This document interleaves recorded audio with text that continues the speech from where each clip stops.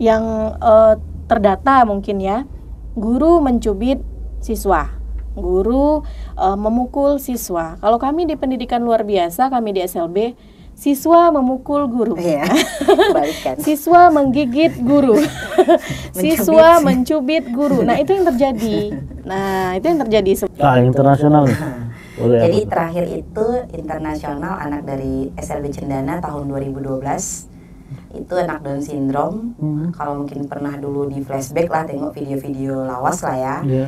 Itu yang ada event Soina namanya, Special Olympic Nasional. Itu Bocci.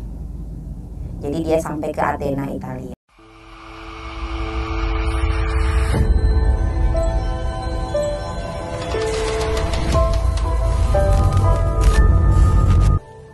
Assalamualaikum warahmatullahi wabarakatuh. Halo sahabat Republik Literasi. Ketemu lagi kita di episode kali ini. Hari ini kita akan membahas sesuatu yang beda.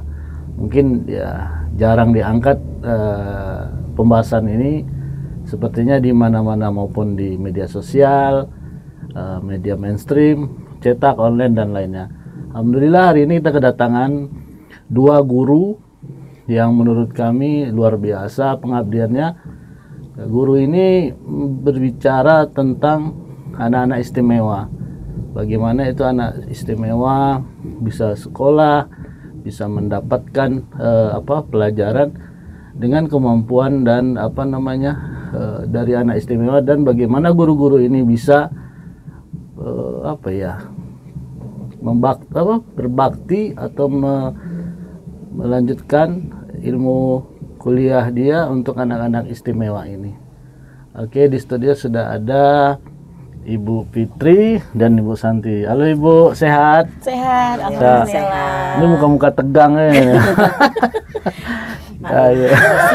Sedikit ya Bu. Gimana kalau dengan suasana ini, menghadapi suasana di studio dengan di sekolah ataupun di kelas masing-masing, gimana? Beda nggak? Beda, pasti beda. Beda ya. Oke, kita kenalan dulu. Ini Bu Fitri, Kepala Sekolah SLB Cendana Duri. Iya, benar. Ibu Santi, guru. Saya guru bidang ya? Kesiswaan. Bidang kesiswaan. Ibu, ini terima kasih sudah hadir di Republik Literasi. Sama-sama. Jadi jangan santai aja Bu, relax saja. Yang penting informasi kita sampai ke masyarakat. Ya, betul. Kita ke kepala sekolah dulu kan. Ibu Santi. Ibu Fitri. Itu apa namanya? Sekolah luar biasa SLB. Ini kan jarang dibicarakan Bu. Iya, benar.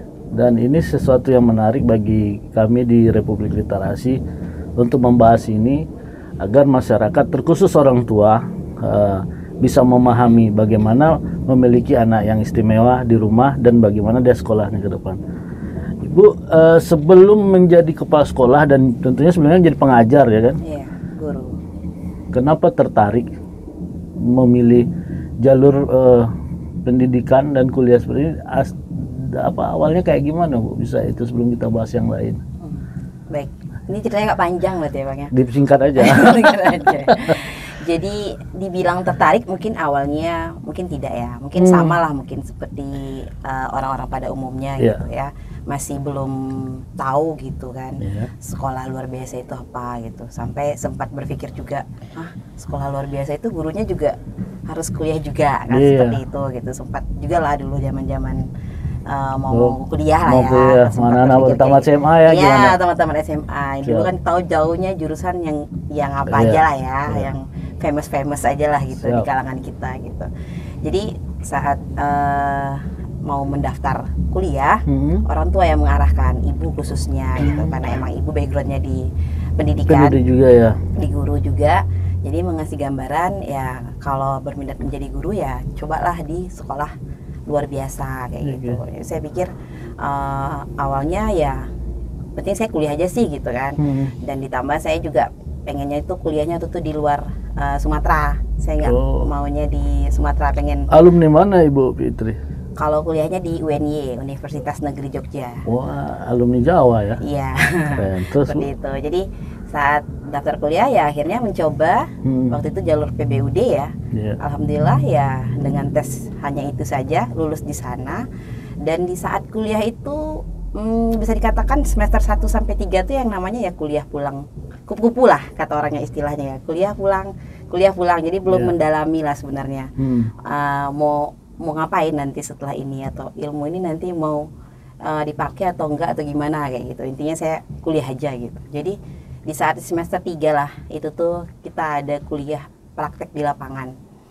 Jadi dosen itu membawa kita langsung bukan ke sekolah luar biasa malahan, tapi kayak di sebuah yayasan khusus tunagrahita. Tunagrahita itu bisa dikenal anak-anak yang mengalami hambatan intelektual di bawah rata-rata. Jadi di yayasan itulah, panti itu, anak-anak tunagrahita itu dikelompokkan. Jadi dia dikelompokkan dari bangsal ringan, sedang, berat, bahkan sangat berat gitu.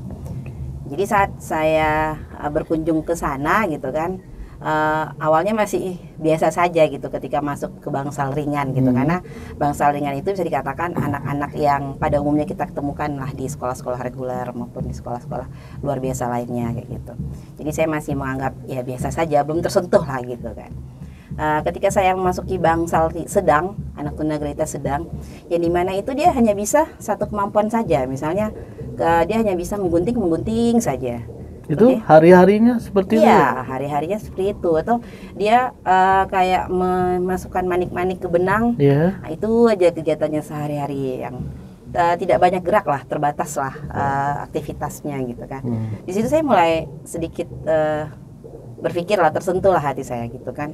Oh, ini akan dihadapi nantikah atau bagaimana kayak gitu kan. Terus sampai akhirnya itu ketika dibawa ke bangsal yang berat.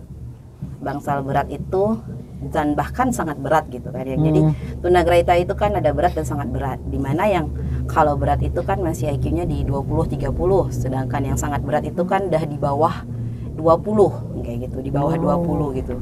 Jadi kita bisa menggambarkannya itu seperti anak bayi yang ya dia yang nggak tahu apa-apa gitu. Dia masih yang harus diarahkan, harus dibimbing, harus ditunjukkan, harus dibantu segala gerakannya.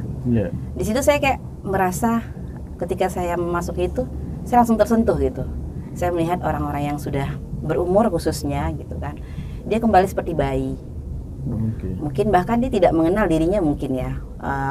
Saya melihat gitu, karena ketika dia melihat kita tuh dia menganggap ya mungkin kita seperti bayi juga sama temannya aja gitu. Padahal itu saat itu tidak pakai pakaian, sedangkan kita melihat itu kan seorang dewasa yang tidak pakai pakaian, itu kan terkejut gitu kan. Iya, Bu. Jadi di situ saya kayak sadar gitu, ya Allah, bersyukur gitu saya bisa berada di sini, bertemu dengan ciptaan Tuhan. Ternyata Tuhan itu menciptakan sesuatu pasti ada tujuannya gitu. Sehingga di situ saya langsung mencetuskan diri saya gitu kan, mungkin jalan hidup saya, jalan sukses saya di bidang pendidikan khususnya anak-anak luar biasa. Jadi semenjak datang ke panti yang khusus yang tadi itu kepanggil lah. Dari semester 1-3 itu masih bingung nih, kita mau ngapain setelah ini. Tapi setelah itu Ibu langsung kepanggil dan sampai sekarang ini mengabdi ya? Iya, mengabdi di sekolah luar biasa. Kita ke Ibu sebelah. Siap. Kalau Ibu Santi gimana? Pengen jadi, bukan pengen ya, bisa terjun jadi guru di sekolah luar biasa? Apakah sama nih ceritanya atau ada bedanya? Kalau saya sih awal mulanya dari kakak kelas. Kebetulan kakak kelas saya di SMA itu udah ada yang kuliah di Universitas Negeri Padang, saya tamatan UNP. Udah ada yang kuliah di jurusan PLB ini. Jadi karena kapasitasnya kita terutama di Duri ya, itu sangat minim sekali guru PLB. Jadi kakak kelas itu menyarankan untuk saya kuliah di Padang jurusan PLB. Maaf nih dipotong. PLB itu apa supaya pendidikan luar biasa. Ya, pendidikan luar biasa. Jadi ketika saya mengambil jurusan itu sebenarnya udah tahu kalau penempatannya adalah di SLB. Cuman belum melihat SLB itu seperti apa. Dan sebelumnya juga belum tahu. Belum tahu. Tapi taunya SLB itu kan anak-anak berkebutuhan khusus gitu kan. Cuman secara garis besar aja. Yang nyatanya tuh belum tahu, belum pernah ke sekolahnya dan lain sebagainya. Jadi kita selama semester itu memang belajar materi aja. Pas ketemunya kita observasi ke SLB barulah kita melihat anak-anak berkebutuhan khusus di sana. Oh, ternyata pekerjaan saya nantinya di sini begini. Nah, seperti itu. Dan sampai saat ini ya saya menetap mengabdi untuk anak-anak berkebutuhan khusus gitu. Ibu Santi sama Bu Fitri sama-sama di SLB Cendana. Iya, sama Ya. Oke. Kan setelah itu memutuskan untuk sekolah mengajar, mengabdikan diri di sekolah luar biasa. Kita sebelum masuk ke dalam materi itu, kita pengen tahu dulu nih statusnya SLB itu di kita di Kabupaten Bengkalis nih, khususnya Duri, di bawah mana, terus jumlah sekolah yang ada SLB berapa. Sementara kan update sekolah SLB aja saya pribadi ini nggak tahu, tapi yang setahu saya Cendana yang di Jalan Sia. Jalan Sia itu setahu saya 2 itu kan. Mana tahu ibu-ibu yang betul-betul menekuni dan memang di bidang situ pasti tahu informasi. Jadi kita boleh siapa aja jawab, kita diskusi terbuka aja kan gitu. Boleh. Kalau SLB kita jatuhnya di mana, Bu? Naungannya? Kalau kita itu masuknya pendidikan khusus Dikmendiksus itu di provinsi langsung. Jadi langsung dari bawahan provinsi. Untuk Kabupaten Bengkalis itu SLB ada 7. Jadi untuk negerinya itu 2, 1 di Kabupaten Bengkalisnya sendiri, 1 di Duri di Kecamatan Mandau, dan 5 lagi itu semuanya swasta. Jadi semuanya itu berada di di Kecamatan Mandau dan pinggir. Bengkalis pinggir. Oke. Termasuk Cendana swasta. Termasuk Cendana dari kita. Iya. Berarti di Duri dan sekitarnya udah ada 5. 6. Sama 6. pinggir berarti. Sama pinggir. Iya. 1 di Bengkalis. 1 di Bengkalis. 7. Iya. Yang negeri 2. Iya. Ini ada muridnya nggak, Bu, yang swasta ini? Ada dong. Ada. Insya Allah lah ada. Ada ya, Bu? Ada.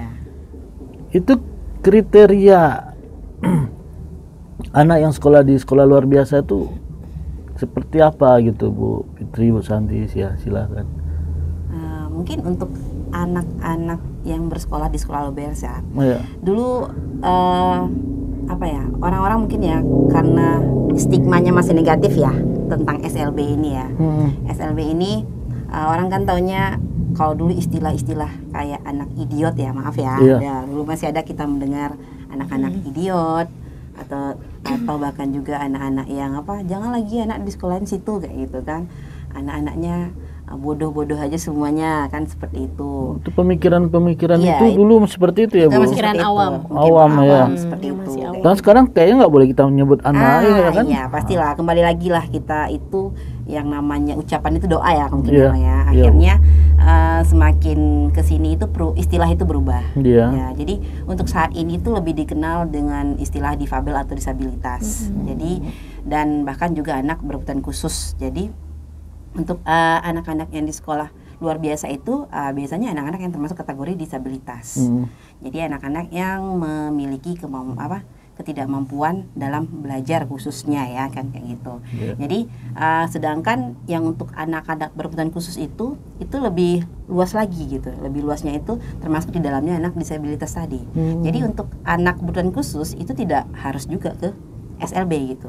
Dia bisa juga ke sekolah reguler yang atau sekolah inklusi yang kita kenal gitu kan. Jadi untuk seperti anak-anak autis, anak-anak yang speed delay, anak-anak yang seperti Sroliner dan lain sebagainya itu termasuk juga dalam anak-anak berkebutuhan khusus. Sedangkan yang disabilitas itu dia memiliki hambatan. Hambatannya itu yang seperti hambatan penglihatan, pendengaran, intelektual, gerak dan perilaku dan lain sebagainya. Namun dengan hambatan intelektual. Jadi walaupun dia anak disabilitas tapi dia tidak memiliki hambatan intelektual, dia bisa juga di sekolah reguler atau sekolah inklusi. Mungkin seperti itu. Kalau Ibu Santi melihat fenomena sekarang ini kayak gimana? Apakah sudah tepat nih orang tua menyekolahkan di sekolah anak-anak yang berkebutuhan khusus itu? Apakah sudah ditempatkan di tempat misalnya di sekolah luar biasa ini atau ada yang di luar itu, Bu? Kalau untuk sekarang kita melihat siswa-siswa yang ada di sekolah luar biasa itu memang cukup banyak, ya Bang. Artinya sudah banyak juga kesadaran dari orang tua yang ingin menyekolahkan anaknya di sekolah luar biasa. Namun di yang banyak itu juga masih ada sebagian mungkin orang tua yang masih belum tahu gitu. Jadi anaknya berkebutuhan khusus nih, tapi masih ingin anaknya itu sama dengan anak reguler lainnya, sehingga meletakkan anaknya di sekolah reguler yang sebenarnya sekolah reguler itu bukan sekolah yang tepat untuk kebutuhan anaknya gitu. Jadi kan kita tahu nih anak tersebut memiliki kebutuhan khusus yang artinya dia harus dilayani dengan khusus, diberikan program khusus, pendidikan khusus. Sementara untuk sekolah reguler itu kan secara umum, pendidikannya secara umum. Jadi yang khususnya itu memang ada di sekolah khusus. Nah ini yang orang tua mungkin yang belum memahami seperti itu. Jadi ada anaknya yang mungkin sudah kelas 3 SD, belum bisa berbicara, belum bisa membaca, tapi masih dipaksakan di sekolah reguler seperti itu. Sebenarnya kan untuk anak-anak berkebutuhan khusus ini kita menanganinya di sekolah luar biasa. Nah nanti ketika di sekolah luar biasa kita juga ada inklusi ya Bu Fitria. Jadi ketika di sekolah luar biasa dia sudah mampu untuk beranjak ke sekolah reguler, itu pasti akan kita pindahkan ke sekolah reguler. Nah, gitu. Tidak mesti tamat atau selesai di apa tuh? Tidak selamanya harus di SLB. Jadi tergantung perkembangannya. Misalnya awal masuknya nih peserta didik kita ada yang tidak berbicara seperti itu, atau kemampuan lainnya dia bagus, cuman hanya bicara saja gitu kan. Tapi seiring berjalannya waktu ada perkembangan, kita lihat perkembangannya. Jadi ketika kita melihat perkembangannya, oh anak ini ternyata sudah mampu berinteraksi dengan teman-teman yang lainnya secara umum, berarti dia bisa kita pindahkan ke sekolah reguler seperti itu. Tapi kebanyakan sekarang orang tua itu lebih memilih ke reguler dulu gitu. Jadi orang tua udah tahu nih bahwa anaknya mempunyai masalah ini, udah konsultasi ke psikolog, konsultasi ke dokter, udah tahu, tapi masih dipaksakan ke sekolah reguler. Kebanyakan kan seperti itu. Tapi di sini kita memberikan edukasi kepada orang tua bahwasanya tempatkan anak-anak kita sesuai dengan kebutuhannya. Seperti itu. Lagian kalau yang anak yang berkebutuhan khusus kita sekolahkan di reguler, otomatis itu kan tidak tepat. Bermasalah, iya, kurang tepat. Kalau sistem pembelajaran mungkin ada alat-alat yang dibutuhkan. Iya, betul sekali. Belum tentu ada di sekolah reguler. Iya, betul sekali. Dan kemudian Bang, saya juga punya teman beberapa ya di sekolah reguler.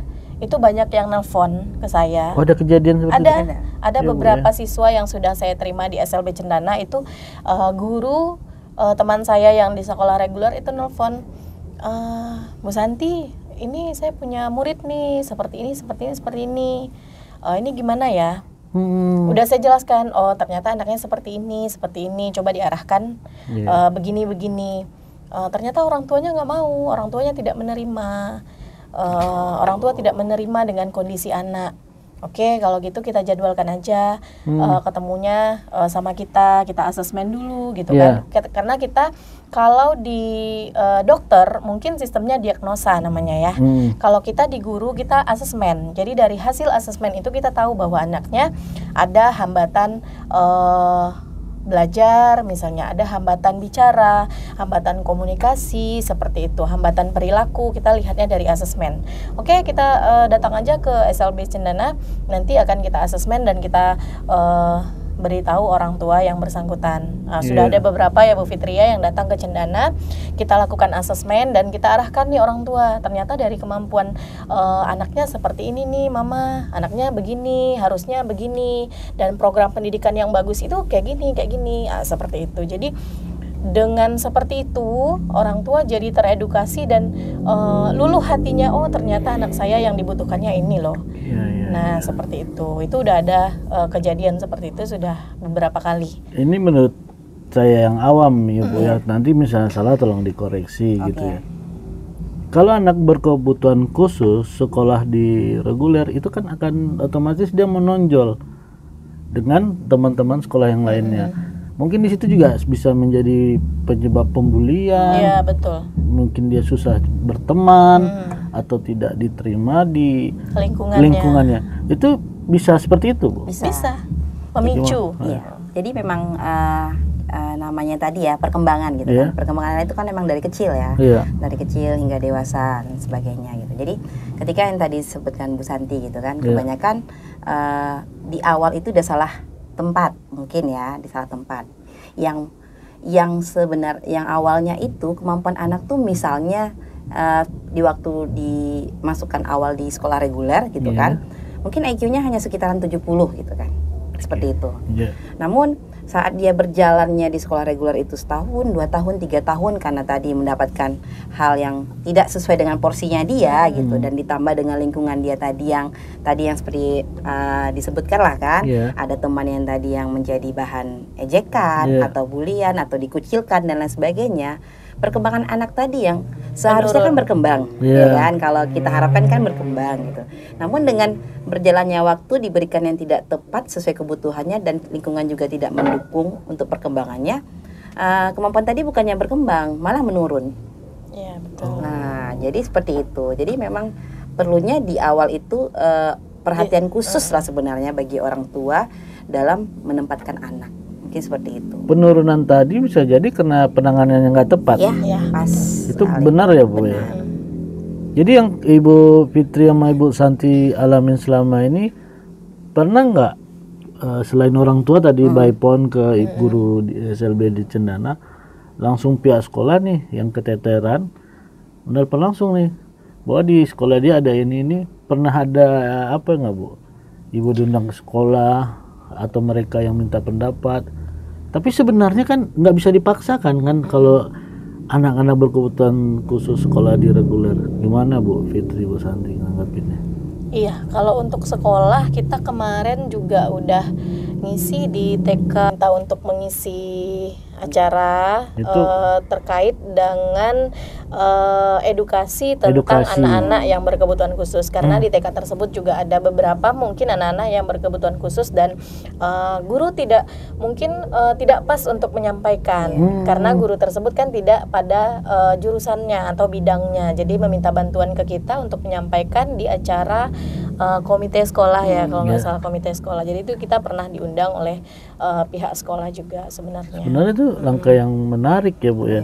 Supaya jangan salah menangani ini, jangan dia jadi sok tahu kan, salah kelola. Kasihan ya anak itu.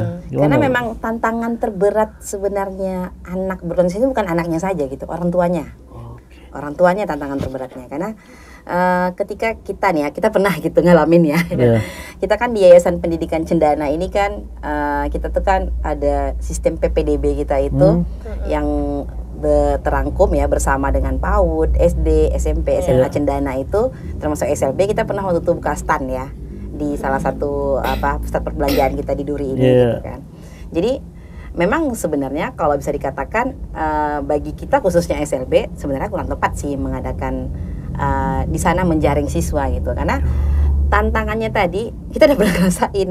Jadi ketika kita di mall itulah kan, ketika kita lihat-lihat dari yang kita lihat secara langsung, kita udah lihat nih, oh ini anak ABK gitu kan. Jadi kita pengen pendekatan nih sebenarnya sama orang tuanya gitu, kita langsung ditolak, Bang, stop. Udah langsung ditolak gitu, Bang. Jadi kayak ya sebenarnya itu tantangan terberatnya. Makanya ketika tadi sekolah misalnya kan, di sekolah itu memang dalam mengetahui gitu kan, ada misalnya dia melihat ada beberapa siswanya nih kayaknya memiliki kebutuhan khusus gitu. Tapi saat mau menyampaikan ke orang tuanya tadi, yang perlunya keyakinan tadi gitu, penekanan tadi, pendekatan lah sebenarnya secara emosional dan psikologis ke orang tua. Makanya itu yang menjadi kunci utama dulu dalam menjaring anak-anak berkebutuhan khusus saat ini. Mungkin juga ya, ini asumsi. Orang tua juga masih menggunakan paradigma lama, cara berpikir lama, bahwa di sekolah itu lah stigmanya langsung negatif, dan itu bisa jadi kayak malu gitu. Iya, betul. Ya, tapi apa ya, ini nggak apa ya, saya bingung juga mengistilahkan, takut salah. kalau dia salah tempat anaknya, ibu tadi udah bilang gitu, apanya akan menurun. Ya, gitu. kemampuannya akan menurun. Kemampuan menurun, dipilih kemampuan menurun, atau nama keluarga gitu kan. Kan sebenarnya di situ ya Bu ya, kalau saya mendengar tadi penjelasan ibu-ibu. Tapi mudah-mudahan ini kan jadi opsi ataupun informasi pilihan. Semoga ini bisa didengar kan bagi orang tua khususnya, karena anak kan nggak tahu apa-apa dia. Anak hanya pilihan orang tua. Yang ngedirectnya kan yang menyuruh dan menuntun segala macam kan orang tua di rumah, menentukan ini segala macam gitu. Sistem pembelajaran di SLB itu dengan sistem pembelajaran di reguler otomatis itu kan sangat berbeda. Saya ke Ibu Santi nih. Apa namanya, tingkatan sekolah ataupun misalnya dari SD, SMP ya Bu ya, bahkan dari dari TK sampai SMA. Kita bicara SD dulu aja. Itu apa yang membedakan pembelajarannya di reguler sama di sekolah luar biasa? Oke, kalau di sekolah reguler itu anak-anak menyetarakan dengan kurikulum. Sekarang ini kita alhamdulillahnya udah kurikulum merdeka. Jadi kurikulum merdeka ini pembelajaran disesuaikan dengan kemampuan siswa. Nah, kalau untuk kita sekolah berkebutuhan khusus, kita sudah lama sebelum ada kurikulum merdeka, kita sudah menerapkan yang mana kita mengajarkan anak sesuai dengan kemampuan anak. Gitu. Kalau misalnya di reguler SD-nya itu belajar kelas 1 SD itu udah berhitung 1 sampai 50, tapi kalau yang SDLB mungkin hanya sampai 5 dia sanggup. Ya sampai 5 kita ajarkan. Gitu. Misalnya sampai 10 dia sanggup, dari yang 1 sampai 50 sampai 10 kita ajarkan. Kita tidak bisa memaksakan kepada peserta didik karena itu akan membuat mengenai mentalnya juga. Kan dipaksakan gitu. Itulah pembedanya sekolah berkebutuhan khusus dengan yang tidak berkebutuhan khusus. Kemudian di sekolah SLB itu kita juga ada membina komunikasi. Nah, seperti tunanetra itu ada mobilitasnya. Mobilitas di sini artinya bagaimana cara dia berjalan, bagaimana cara dia mengenal benda-benda. Karena kalau tunanetra kan tidak melihat ya, tidak melihat. Jadi bagaimana dia tahu bahwa ini adalah buatihnya juga. Kemudian untuk yang tunagrahita juga ada bina diri, tentang kebersihan diri, tentang untuk hidupnya, kemandirian hidupnya di masa depan seperti itu. Kalau reguler kan kita berjalan seperti yang kita lakukan, belajar pulang, pulang. Nah, kalau di SLB itu lebih kepada ada vokasional diri, ada vokasional untuk dia ke masa depan kayak gitu. Jadi dia bukan cuman teori ya? Ya, bukan cuma teori, diiringi tapi dengan praktek juga. Ya.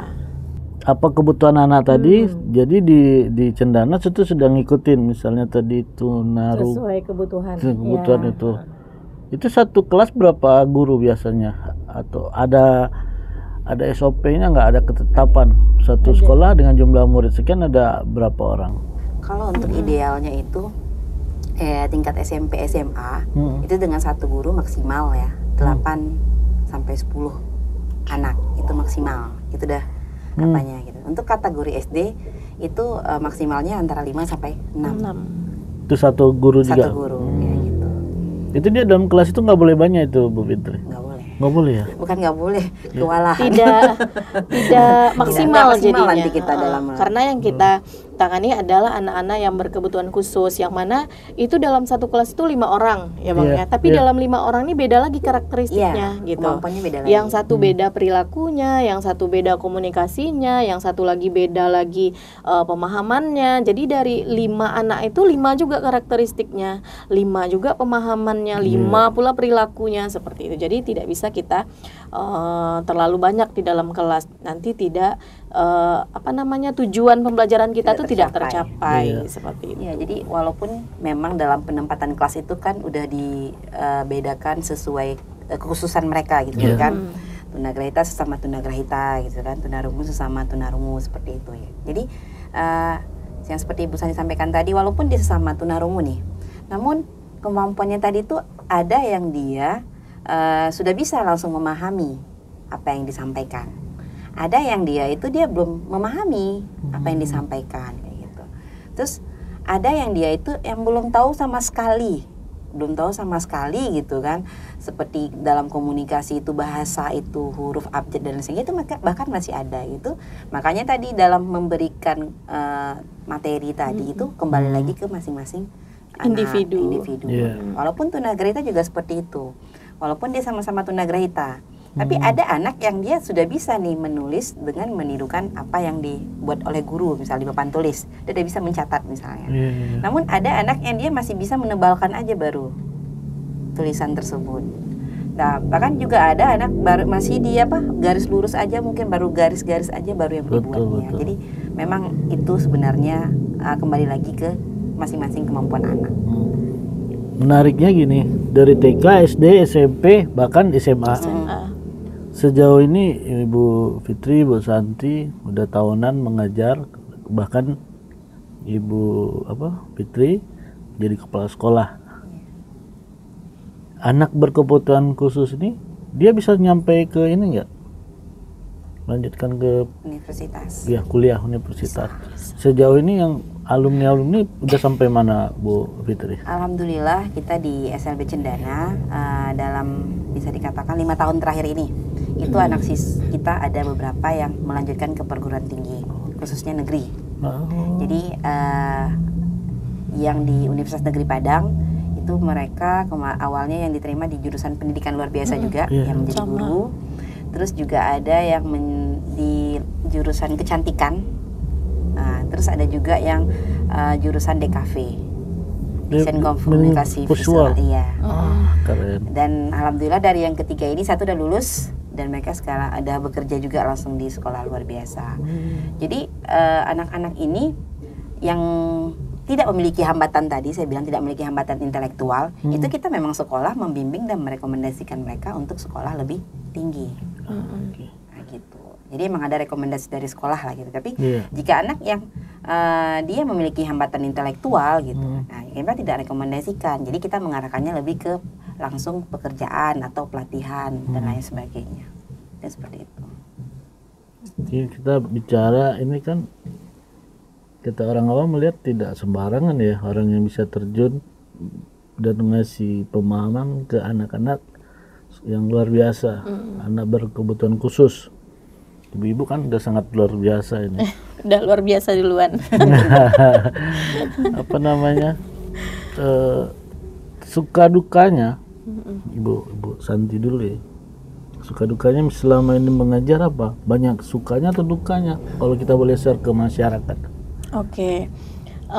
Kalau orang tahu gitu ya, kalau orang biasa yang tahu bahwa guru itu adalah datang ke sekolah, mengajar, kemudian anak pulang seperti itu ya. Kalau kami di sekolah luar biasa, prosesnya itu panjang. Kalau untuk anak-anak yang berkebutuhan khusus, karena di SLB itu banyak karakteristik anak-anak berkebutuhan khusus, mulai dari autis, kemudian tunarungu, tunagrahita, tunanetra, kesulitan belajar, ADHD, hiperaktif, itu banyak. Kita sebagai guru datang mengajar, mungkin kasus yang banyak selama ini adalah yang terdata mungkin ya, guru mencubit siswa, guru memukul siswa. Kalau kami di pendidikan luar biasa, kami di SLB, siswa memukul guru, siswa menggigit guru, siswa mencubit guru. Nah itu yang terjadi sebenarnya Bang. Jadi ketika guru reguler datang ke sekolah itu dalam kondisi cantik, pulang juga cantik gitu kan. Kalau kami guru luar biasa datang ke sekolah cantik, pulang bisa biru-biru. Ada yang bekas gigitan, ada yang bekas cubitan. Nah, seperti itu. Dan suka dukanya seperti itu. Jadi ketika dicubit, ketika digigit, ya kita nggak marah, tapi kita malah tertawa gitu. Kayak kita lucu seperti itu. Kayak kita bahkan ketika anak tersebut mengejar kita untuk menggigit, kita lari, itu kan lucu gitu kan ya. Jadi orang lari-larian ya. Jadi anak juga ngerasa kita tidak marah seperti itu. Sebenarnya anak memperlakukan kita seperti itu bukan keinginannya, tapi karena anak tersebut kurang bisa memahami emosinya. Nah, misalnya seperti anak autis nih minta sesuatu, kemudian sesuatu tersebut belum bisa kita berikan karena belum pada jamnya. Nah, kita harus menerapkan aturan-aturan, belum pada jamnya. Bagi anak-anak yang baru, dia akan berontak itu, akan memberontak. Apalagi yang di rumah itu dimanja oleh orang tuanya, apa mau apa dikasih, mau ini dikasih. Jadi ketika di sekolah itu akan ada distraksinya. Ketika kita guru tidak memberikan, dia akan muncul emosionalnya, tantrumnya, dan tantrum itu ada yang menyakiti diri sendiri, ada yang menyakiti orang lain, bahkan gurunya, seperti itu. Nah, itulah yang kita hadapi sehari-hari di sekolah. Tapi alhamdulillah sejauh ini dari saya pribadi itu lebih ke bahagianya aja gitu, dibahagiakan. Maksudnya apapun yang terjadi ya lucu gitu, lucu. Mereka Berarti itu menarik. Ibu nanti nggak menyesal dengan pilihan untuk ngajar itu? Nggak menyesal, alhamdulillah tidak menyesal. Jadi bawa dengan happy ya. Happy aja. Semoga jadi amal ibadah, Bu. Amin. Iya kan? Iya. Karena tidak sembarangan juga bisa. Bukan bisa ya. Dengan jurusan itu. Iya. Betul sekali. Saya ada orang tua murid saya waktu saya ngajar tunarungu yang awal-awal dulu ya. Awal-awal dulu saya ngajar SD, sekarang udah balik lagi sebenarnya. Ngajar SD, bahkan orang tua nih ngomong ke saya gini, "Bu, apa yang diomongin anakku?" Lah, kenapa mama? Mama kan mamanya. Seharusnya mama tahu dong apa yang dibilang anak mama. Tapi aku nggak paham apa yang dibilang oleh anakku. Cuman ibu yang paham anakku ngomong apa gitu kan. Jadi di situ tuh kayak kita sebagai guru itu kayak sebuah apresiasi gitu kan ya. Apalagi kalau orang tua ngomong di rumah, "Bu, anakku udah bisa, Bu, bilang makan, minta makan, kemarin dia ngomong makan." Itu udah satu keberhasilan tuh yang bikin kita bahagia. Jadi kalau mungkin di reguler prestasi mereka itu mereka menang O2SN, mungkin menang Olimpiade, mungkin seperti itu. Kalau di SLB itu prestasi mereka udah bisa megang pensil, itu udah prestasi luar biasa. Udah bisa duduk rapi, itu prestasi luar biasa. Nah, seperti itu kita menilai sekecil apapun kemampuannya yang berkembang itu kita apresiasi, seperti itu. Kalau Ibu Fitri, suka dukanya? Ya, bisa dikatakan apa ya, banyak sukanya sih. Banyak suka. Iya, banyak sukanya jadinya gitu. Karena Keren. kalau saya kembali lagi gini, mungkin dimanapun kita bekerja kali ya. Yang namanya pekerjaan itu kalau pas tidak dicintai pasti semuanya akan mudah ya. Itu satu. Jadi saya selalu gitu melihat dan mencoba gitu ketika ada teman-teman baru bergabung di sekolah gitu, saya bilang, jadi guru SLB itu nggak banyak-banyak kok tuntutannya. Satu, hati, saya bilang. Ikhlas. Hati aja dulu di setel. Nih hati gimana gitu, saya bilang gitu kan. Kalau hati kita tuh udah menerima apa yang udah kita kerjakan ini, semua serba gampang. Semuanya serba mudah, nggak ada yang sulit. Jadi ini terakhir nih pengalaman. Ada yang baru bergabung dengan kita dari jurusan non PLB, gitu kan. Saya awalnya pengen lihat dulu gitu kan, seberapa minatnya dia mengajar di SLB gitu. Ketika sudah berjalan beberapa waktu, akhirnya dia menstatementkan sendiri, aku mau ngajar di SLB aja, saya nggak mau lagi ngajar-ngajar ke tempat lain PLB gitu. Udah nyaman. Udah nyaman dia. Kenapa pakai hati ya? Iya, intinya hati aja satu. Jadi makanya tadi ketika yang dibilang Bu Santi, ada nih kalau nggak mukul sekali sehari itu kayak nggak senang hatinya. Kalau nggak gigit orang, kayaknya nggak senang hatinya. Nggak puas gitu. Jadi yang dipukulnya saya ya. Kayak ada sesuatu perhatian khusus deh gitu kan. Ya, jadi ya udah kita mau gimana gitu ya, itu anak kita gitu. Karena paling kita menjawabnya itu sambil bercanda kayak gitu, sambil dibawa bermain kayak gitu. Itu paling sih, makanya banyak sukanya sih. Kalau dibilang dukanya ya bisa dikatakan ya kita menuntut apa. Iya, kita mau marah juga mereka nggak paham. Marahnya dari diri sendiri dong, berarti kita belum dengan hati sepenuhnya berarti dalam mengabdi dengan mereka, mengajari mereka. Mungkin seperti itu. Ya, saya takjub lah Bu dengan itu ya, pengabdian Bu Fitri, Bu Santi, bahkan guru-guru di sekolah luar biasa dimanapun berada itu. Walaupun menurut kami yang awam kayak yang kurang terkenal, kayak kurang dibicarakan banyak orang. Tapi di balik itu ibu-ibu udah sangat luar biasa. Capaiannya kan tidak muluk-muluk. Kalau ketika sekolah reguler dia juara ini, lomba ini, itu dia sekolahnya bangga, anaknya dapat prestasi. Dibandingkan dengan sekolah luar biasa, hanya dengan bisa memegang pensil, dengan bisa duduk rapi, gitu kan tidak sembarangan juga bisa mencapai itu, butuh jam proses gitu. Itu luar biasa. Semoga ini kan jadi saluran informasi untuk orang tua gitu kan. Iya, betul. Cuma jangan salah pilih gitu. Kita bukan untuk apa-apa, tidak. Kita hanya mengkasih atau memberi informasi yang berbeda dengan guru-guru yang memang langsung terjun di situ gitu. Mungkin tambahannya juga gini Bang, pemerintah sendiri itu memiliki perhatian khusus loh, lebih luas loh untuk anak berkebutuhan khusus ini gitu, terutama anak-anak kita gitu. Jadi mungkin di anak-anak yang reguler, olimpiade mungkin sains gitu ya, matematika atau seni pun juga ada sama halnya gitu. Tapi pemerintah tuh nggak meninggalkan untuk anak ABK ini, bukan tidak diberi kesempatan juga gitu. Mereka juga diberi kesempatan dalam mengikuti olimpiade juga gitu, perlombaan juga. Itu ada gitu. Ada juga, alhamdulillah. Jadi walaupun tidak yang berkaitan dengan kognitif itu tidak, ya pastilah kan gitu kan ya. Olimpiade itu nggak ada. Ya, gitu. Namun itu disesuaikan dengan kemampuan tadi, seperti di bidang seni dan olahraga, keterampilan, vokasional dan lain sebagainya. Jadi dan tidak hanya pemerintah juga gitu, di bidang organisasi-organisasi gitu, di bawah kementerian langsung lah, olahraga khususnya itu untuk anak-anak ini sangat luas sebenarnya kesempatan mereka dalam berprestasi. Dan itu tidak hanya terbatas di sekolah, bahkan mereka setelah lulus seperti kayak event pon itu kan kalau kita reguler setiap 4 tahun sekali ya. Nah kalau untuk anak khusus itu ada juga, ya kan? Ada Paralimpik setiap 4 tahun juga sekali. Jadi itu tuh diambil memang dari anak-anak khusus tadi. Jadi dia baik dia di sekolah maupun dia sudah lulus di sekolah. Makanya informasi-informasi ini yang tidak diketahui halayak ramai ya. Jadi hal itu yang menganggap ya nanti anak ketika sekolah di SLB mau ngapa? Mau jadi apa? Mau jadi apa? Mau ngapain? Padahal kesempatan mereka itu sangat-sangat luas. Sangat-sangat banyak sudah dikasih jalan nih sama pemerintah sendiri. Tinggal mengarahkan aja anak mau yang jalur yang mana kayak gitu.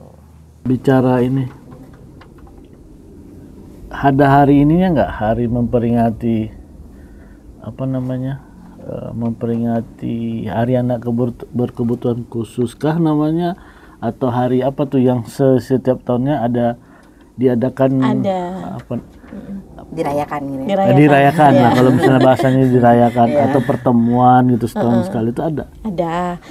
Kita setiap tahun itu kita udah mulai di 2 tahun sebelumnya ya. Kita mengadakan Hari Disabilitas Internasional, yang mana Hari Disabilitas Internasional itu dirayakan oleh dunia, seluruh dunia itu mengadakan Hari Disabilitas Internasional gitu ya. Tepatnya pada tanggal 3 Desember setiap tahunnya ya.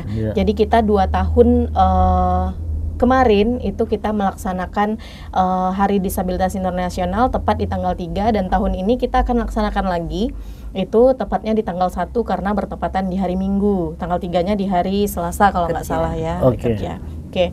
Di event tersebut, kegiatan tersebut kita mengundang berbagai banyak pihak, mulai dari pemerintahan, kemudian sekolah reguler, sekolah SLB, pemerhati lingkungan, bahkan Komisi Perlindungan Anak. Itu semua nanti akan berkumpul, kita undang di Hari Disabilitas Internasional tersebut. Gunanya untuk apa?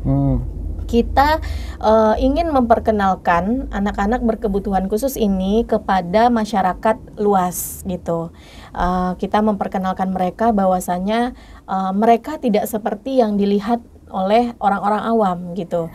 Anak-anak yang berkebutuhan khusus nih mereka juga punya prestasi, mereka bisa berkomunikasi, mereka bisa membuat seni. Nah itu yang akan kita lihatkan nanti, bahwasanya tidak semua anak berkebutuhan khusus itu sama seperti yang dipandang oleh orang awam, seperti itu. Jadi kami di sini tidak melihat kecacatan anak, tapi kami menggali potensi yang ada pada dirinya. Jadi apapun bentuk anak tersebut, apapun hambatan anak tersebut, kita tidak lihat itu, tapi yang kita lihat adalah potensi apa dalam dirinya, itu yang kita gali dan akan kita berikan nanti di Hari Disabilitas Internasional tersebut.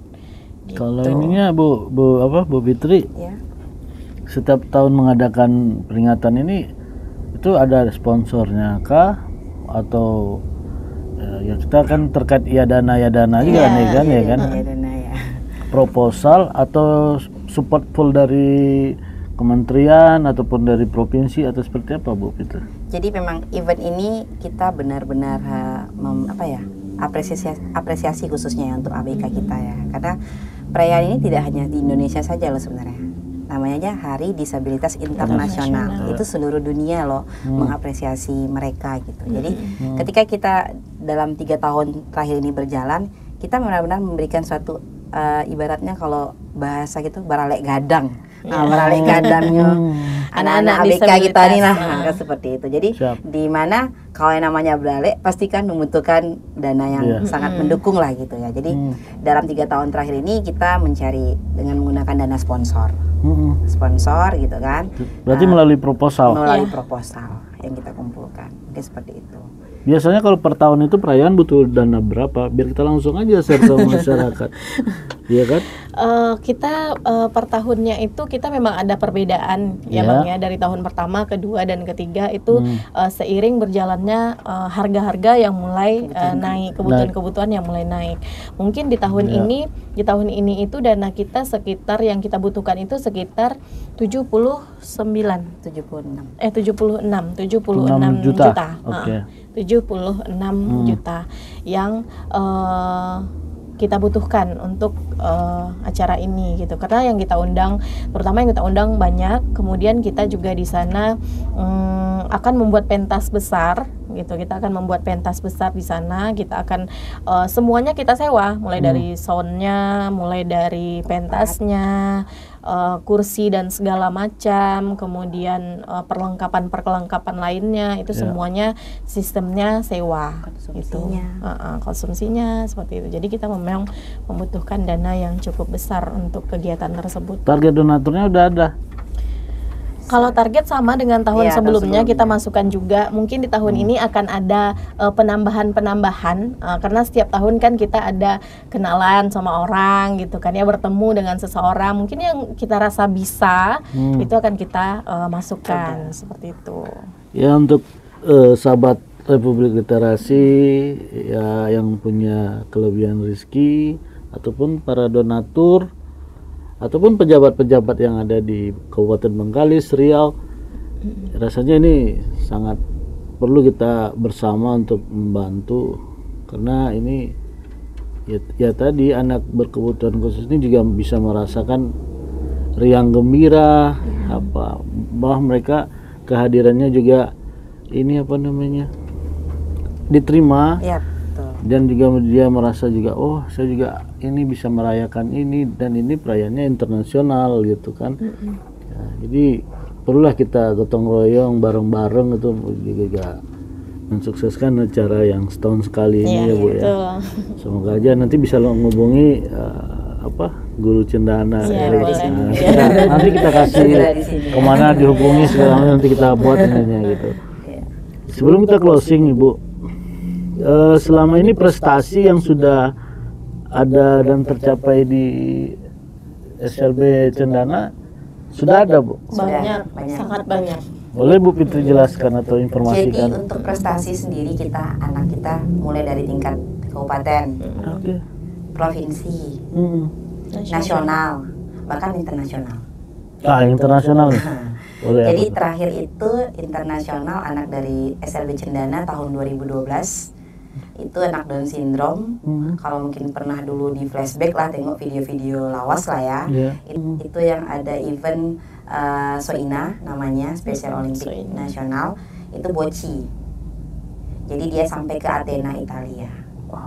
dan itu dia memenangkan sampai 3 medali kalau salah saya di itu perlombaan tersebut.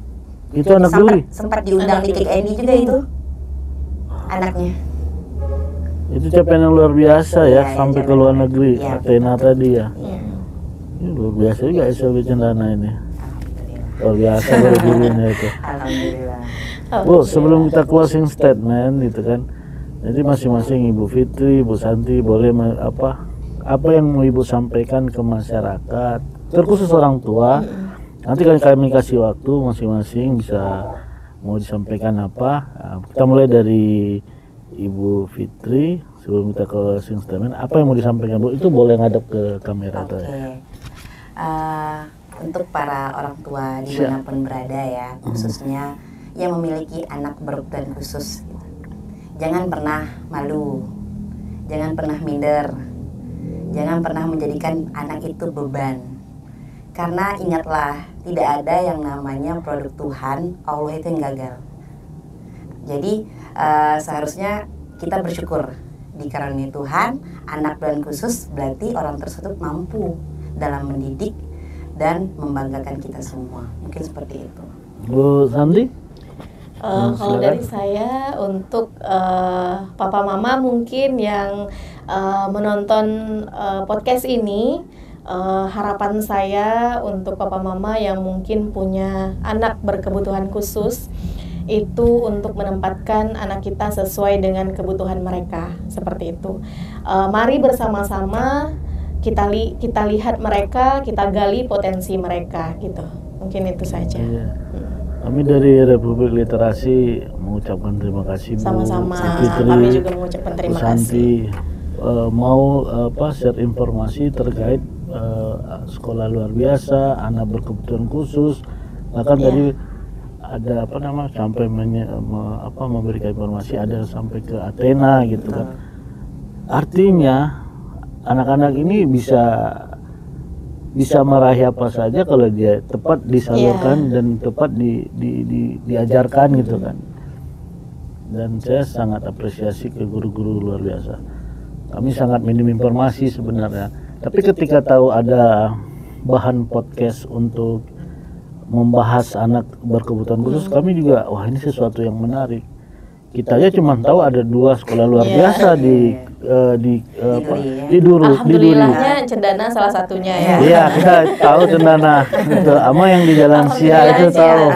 Yang lainnya kita betul-betul tidak tahu, tapi syukur dari informasi dari ibu-ibu ternyata sudah berkembang juga sekolah yang ada dan anak-anak juga yang ini, orang tua yang juga ini bisa langsung ke sekolah-sekolah yang ada. Iya, Betul sekali. Di sekitarnya. Mandau pinggir sudah ada 5 ya. Iya. Gitu kan 6. Satu di Kabupaten di Bengkalis. 7 sama Kabupaten Bengkalis. Itu apa nggak luar biasa tuh. Cuma tahu 2 ya. Semoga kawan-kawan yang di media mainstream, media sosial, cetak, online ataupun yang bergerak di informasi publik, ya ayo kita juga menyuarakan ini, bekerja sama dalam artian ibu-ibu ini ataupun para guru sekolah kan butuh juga kerjasama untuk menginformasikan ke masyarakat banyak gitu. Tujuannya ya itu tadi, para orang tua ya juga bisa dikasih pemahaman paling tidaknya itu. Bu, terima kasih banyak ya Bu. Sama-sama. Terima kasih, Bang. Tetap semangat Bu. Semangat terus. Yang pasti Bu udah menebar kebaikan. Itu garansinya kan sudah ada ya kan. Itu luar biasa. Kita inilah sangat apresiasi. Jangan kendor semangatnya. Terus ya Bu ya. Siap. Kita tutup ya Bu ya. Boleh. Oke. Demikian episode kali ini sahabat Republik Literasi. Semoga tayangan ini bisa menjadi salah satu informasi yang selama ini mungkin dia tidak berkembang ataupun tidak sampai ke ibu bapak atau tadi papa mama ya kan, orang tua yang memiliki anak berkebutuhan khusus gitu. Jangan jangan minder gitu. Semoga anak-anak ini bisa tepat di sekolah yang tepat, pengajar yang tepat, sistem dan pengajaran juga tepat. Kita ketemu lagi di episode selanjutnya dengan bahasan yang berbeda dan tentunya narasumber yang berbeda. Terima kasih pada produser Republik Literasi, editor dan kawan-kawan pendukung, Kabar Duri, Riau Lantang, dan ini Sate Oju dan yang lain yang support Republik Literasi. Kami ucapkan terima kasih. Assalamualaikum warahmatullahi wabarakatuh.